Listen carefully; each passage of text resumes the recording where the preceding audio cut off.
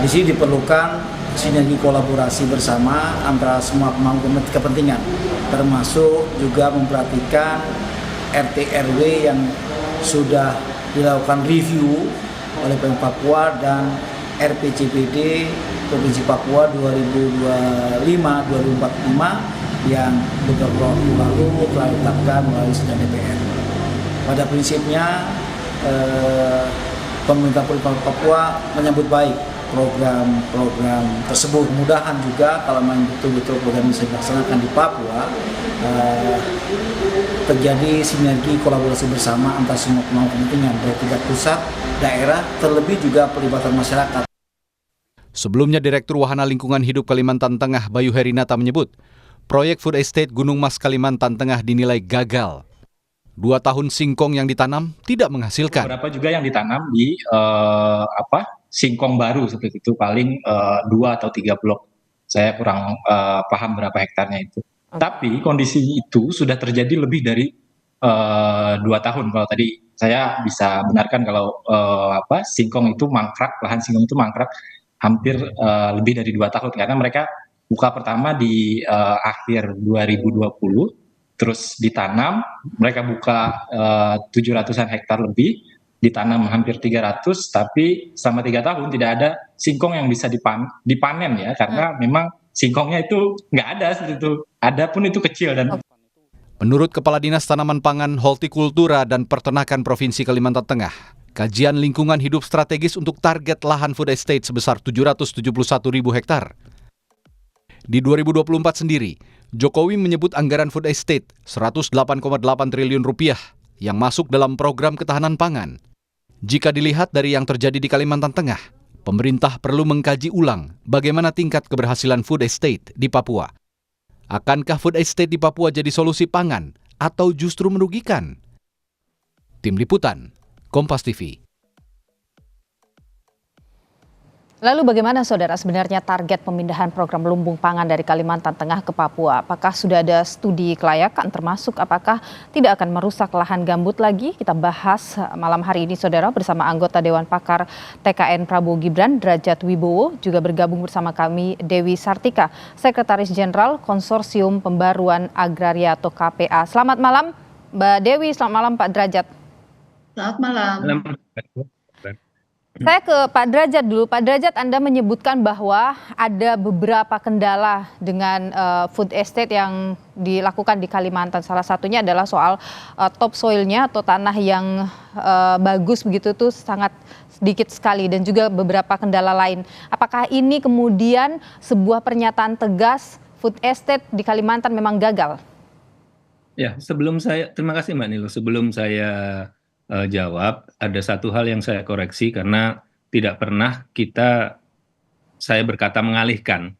Jadi yang di Kalimantan tetap berjalan, tapi akan kita tambah di Papua. Cuman yang di Kalimantan memang ada beberapa masalah. Nah, beberapa masalah itu sebenarnya lebih ke masalah kelembagaan yang pertama, dan kemudian ke anggaran.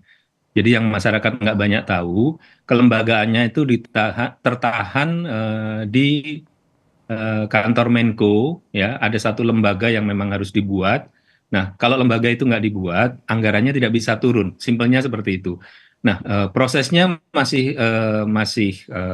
berlangsung ya waktu itu. Mungkin saya koreksi, bukan tertahan lah, tapi masih ada di kantor Menko waktu itu, sehingga kemudian terpaksa dilakukan percepatan dengan menggunakan anggaran dari Kementerian Teknis yang seadanya. Jadi kalau tadi teman dari Walhi mengatakan baru sedikit, ya memang betul karena anggarannya itu seadanya dari PUPR maupun dari Kementan seadanya, sementara dari badan yang direncanakan mengurusi food estate itu sendiri belum ada karena badannya masih dalam proses di Kemenko. Kemudian dari Kementerian Pertahanan juga nggak ada anggaran yang disalurkan ke sana. Jadi ini untuk meluruskan ya, sehingga memang karena ada persoalan kelembagaan dan persoalan anggaran itu perjalanan proyek di sana terhambat. Oke, Pak Derajat saya potong dulu Pak Derajat.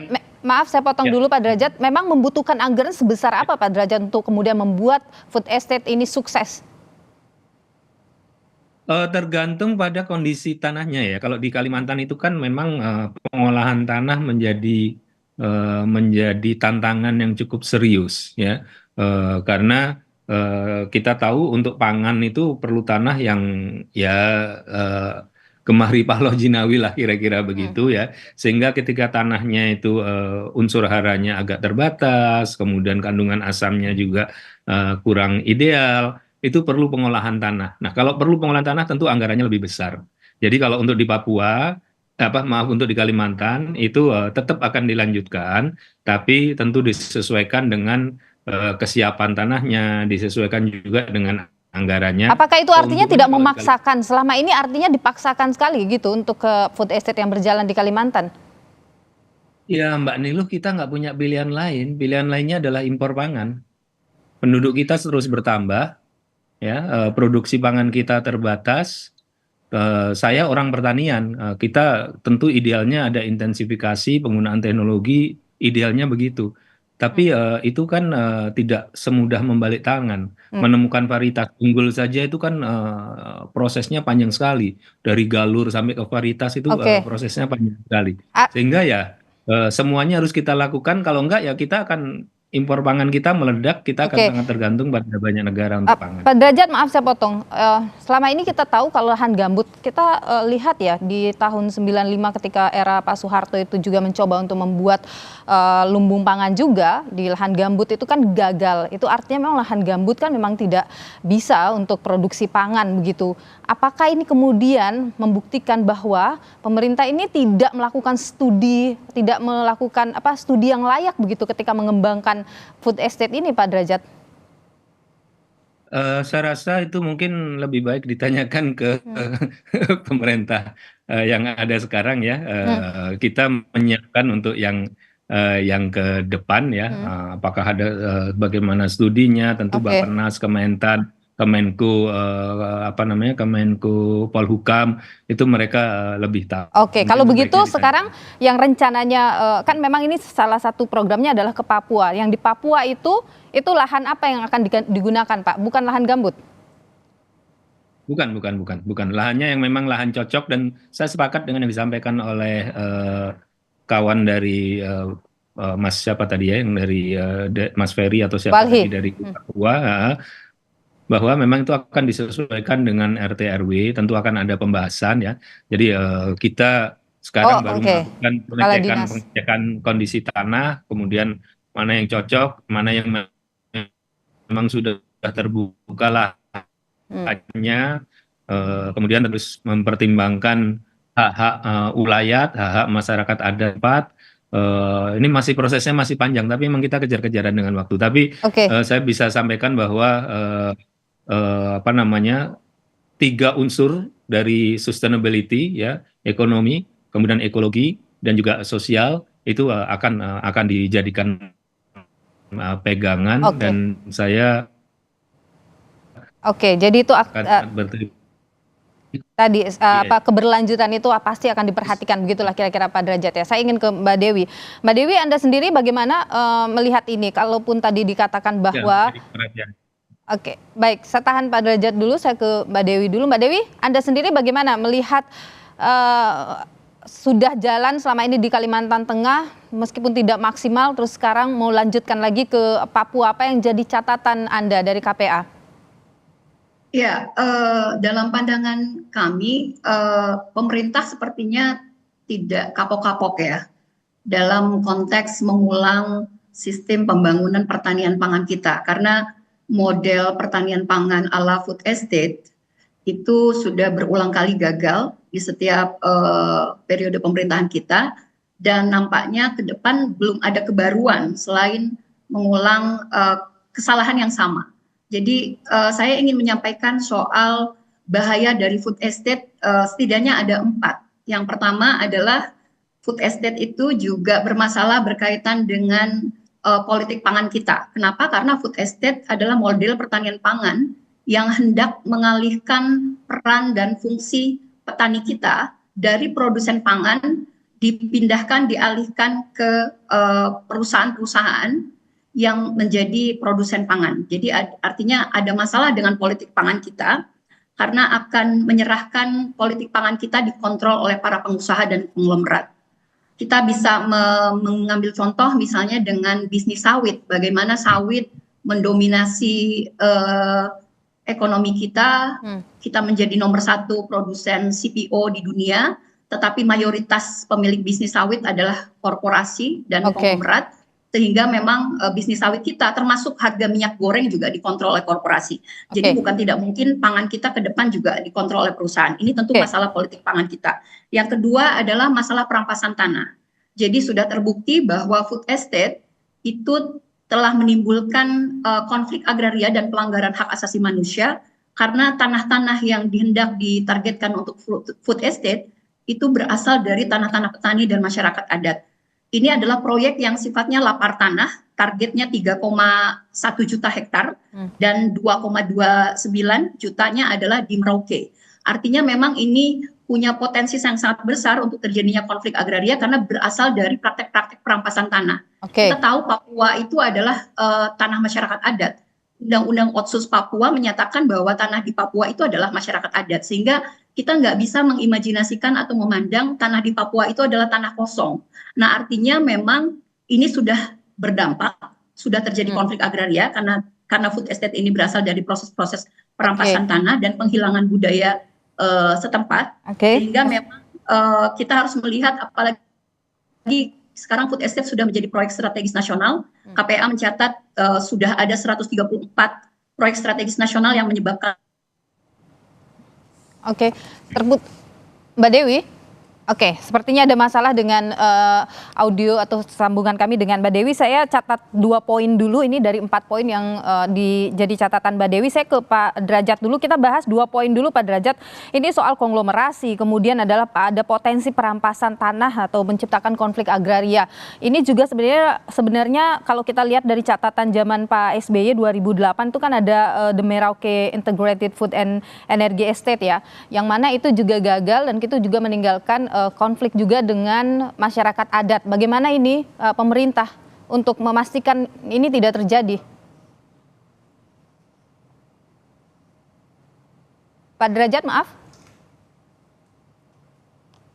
Yang pertama, Pak. Ya, kedengaran sudah? Ya, sudah, silakan. Yang pertama, untuk soal politik pangan, concernnya Mbak Dewi tadi sangat bagus, tapi bukan itu yang akan dilakukan dengan food estate. Food estate ini nanti proyek negara, jadi bukan proyek swasta. Berbeda dengan tidak ada investor di dalamnya? Investor mungkin akan ada, tapi semuanya lebih di negara. Berbeda dengan pemberian konsesi untuk HTI maupun konsesi untuk perkebunan sawit, ya. Pemberian izin untuk perkebunan sawit ini berbeda. Jadi ini akan ditangani oleh negara, ya, seluruh prosesnya ditangani oleh negara, bukan ditangani oleh konglomerat. Jadi artinya concern yang pertama sangat bagus, tapi bukan itu yang akan kita lakukan. Ya.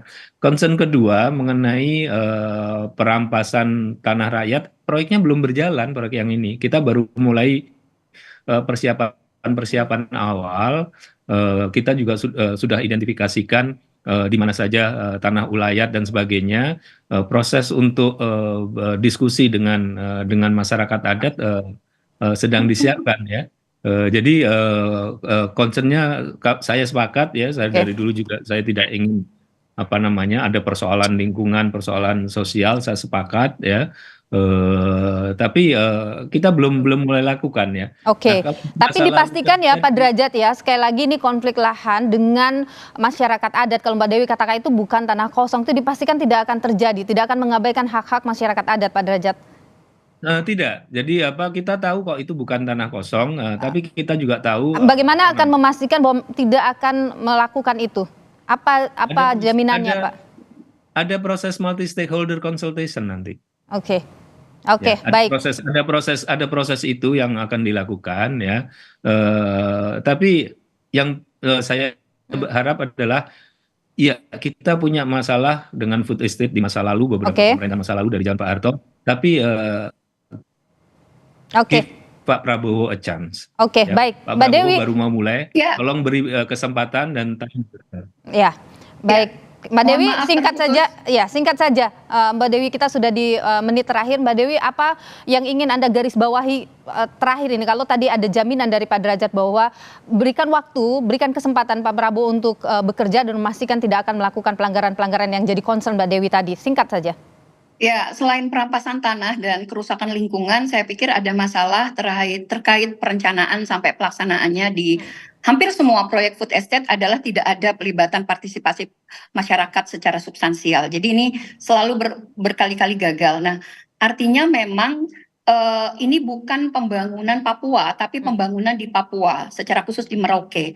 Artinya yang sedang dilakukan adalah bukan pembangunan pertanian, memperkuat pertanian-pertanian rakyat yang sebenarnya potensinya masih besar. Ada kurang lebih 17 juta rumah tangga petani gurem yang sebenarnya bisa diperkuat. Alih-alih memperkuat korporasi-korporasi pangan, termasuk di dalamnya tentu ada elit bisnis dan elit politik yang kita tahu itu juga. Seharusnya sebenarnya dana ratusan triliun food estate dan program-program ketahanan pangan yang ada itu dibuat lebih efektif dan kemudian dibangun untuk memperkuat pertanian rakyat dalam bentuk koperasi-koperasi milik petani, badan-badan usaha milik petani. Baik. Jadi bukan mengganti posisi petani dengan pengusaha-pengusaha di bidang pertanian pangan. Baik. Apalagi food estate dari sejak Soeharto, SBY sampai dengan Pak Jokowi sudah terbukti gagal. Seharusnya baik, Presiden Prabowo memperbaiki sistem pertanian pangan kita. Baik, kami tangkap Mbak Dewi Sartika apa yang Anda sampaikan. Ini juga tentu didengar oleh Pak Derajat tadi. Yang pasti adalah Pak Derajat mohon dilibatkan ini petani-petani gurem kita yang jumlahnya sangat banyak sekali. Jangan sampai mereka terabaikan. Mudah-mudahan ini bisa jadi catatan nanti dalam diskusi lanjutan ya.